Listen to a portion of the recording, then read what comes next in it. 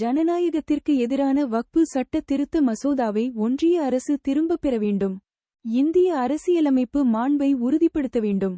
ஒன்றிய பா.ஜ.க அரசால் மக்களவையில் நிறைவேற்றப்பட்டுள்ள வக்பு சட்ட திருத்த மசோதா மதச்சார்பற்ற இந்திய ஜனநாயகத்தின் அடிப்படை கொள்கைகளையும் அரசியலமைப்பின் மாண்பையும் மீண்டும் ஒருமுறை கேள்விக்கு உள்ளாக்கியுள்ளது.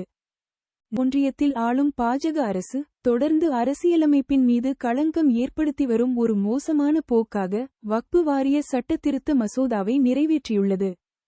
இந்தியாவில் உள்ள இஸ்லாமிய சகோதரர்கள் தங்களின் வழிபாட்டு முறையிலான பண்பாட்டு வாழ்வை பின்பற்றும் அனைத்து உரிமைகளையும் இந்திய அரசியலமைப்பு சட்டம் இஸ்லாமிய தனியுரிமைச் சட்டங்கள் வழியே அடிப்படை உரிமையாக அங்கீகரிக்கிறது.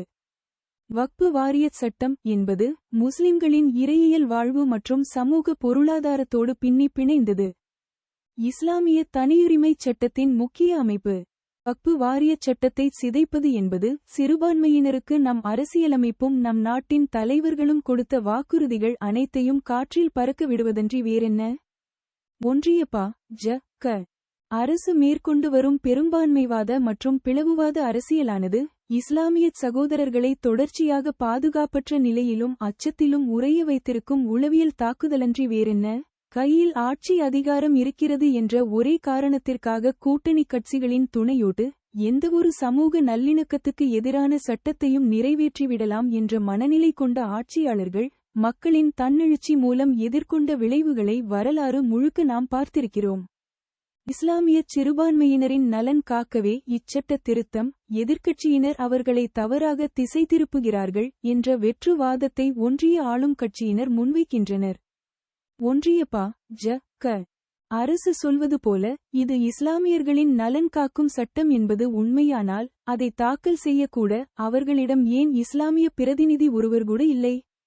ஜனநாயக அவையில் அது பற்றி விவாதிக்க போதுமான இஸ்லாமிய உறுப்பினர்கள் இல்லையே ஏன்? இதுதான் இன்று பாஜக அரசு நிறுவியுள்ள மிக மோசமான பெரும்பான்மைவாத ஆதிக்க அரசியல். இந்தியாவின் அனைத்து எதிர்க்கட்சிகளும் மற்றும் ஜனநாயக சக்திகளும் இந்த சட்ட திருத்த மசோதாவை எதிர்க்கின்றன. ஒருமித்த குரலில் ஒன்றிய அரசின் செயலை கண்டிக்கின்றன. இந்த மசோதா பற்றி பரிசீலிக்க அமைக்கப்பட்ட நாடாளுமன்ற கூட்டுக்குழு வரலாற்றிலேயே முதன்முறையாக வழக்கத்திற்கு மாறாக இணக்கமான பரிந்துரைகளை மறுத்தது என்று அக்கூட்டுக்குழுவில் இடம்பெற்ற எதிர்க்கட்சி உறுப்பினர்களே குற்றம் சாட்டி உள்ளனர். இது பா.ஜ.க அரசின் கொடுங்கோல் அதிகாரமன்றி வேறென்ன?